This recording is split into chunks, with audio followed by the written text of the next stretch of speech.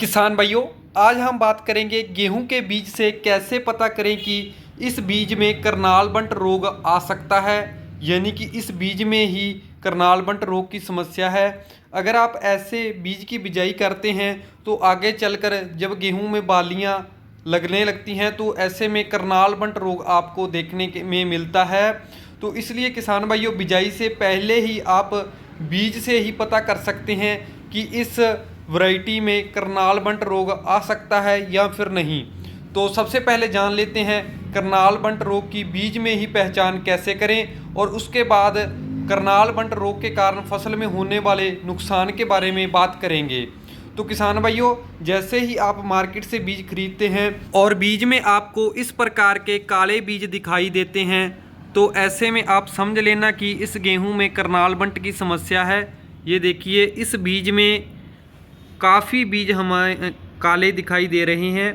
ये सब करनाल बंट की ही बीमारी के कारण हुए हैं, जो कि इस फील्ड में करनाल बंट रोग पहले से ही आ चुका था और अब यह बीमारी इस सीड में है। अगर आप इसी बीज की बिजाई करते हैं तो आपकी फसल में भी करनाल बंट रोग 100% देखने को मिलेगा। ये देखिए, पूरे बीज में से काफ़ी बीज ऐसे हैं जिनमें अभी करनाल बंट रोग हमें अच्छे से देखने पर दिखाई दे रहा है। तो आप मार्केट से ऐसे बीज कभी मत खरीदें, क्योंकि इनमें ऑलरेडी ही करनाल बंट रोग की समस्या देखने को मिल रही है। तो ऐसे में आपकी फसल में 100% करनाल बंट रोग देखने को मिलेगा।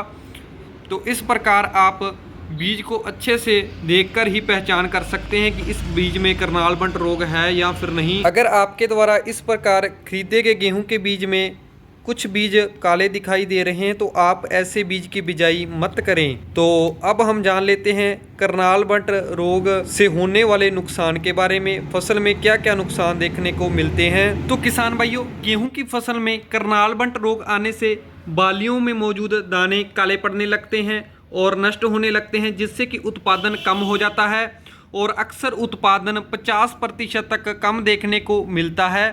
तो ऐसे में आप अच्छा उत्पादन लेने के लिए अच्छे बीज की चयन करें और अच्छे बीज की ही बिजाई करें, जिसमें कि करनाल बंट रोग जैसी समस्या न हो, और बीज को उपचारित करके ही बिजाई करें। और उपचारित करने के लिए आप टेबुकोनाजोल का उपयोग कर सकते हैं, या फिर मार्केट में अन्य अच्छे सीड ट्रीटमेंट आपको देखने को मिल जाएंगे।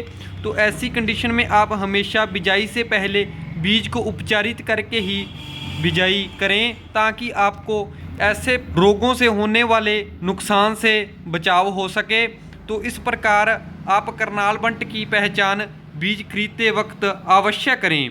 अगर जानकारी अच्छी लगी तो चैनल को सब्सक्राइब करें और ऐसी और नई जानकारी सबसे पहले पाने के लिए जुड़े रहें हमारे साथ। अगर जानकारी अच्छी लगी तो वीडियो को लाइक व ज़्यादा से ज़्यादा शेयर करें, ताकि यह जानकारी और किसान भाइयों तक पहुंच सके। मिलते हैं एक और नई जानकारी भरी वीडियो के साथ, तब तक बने रहें हमारे साथ।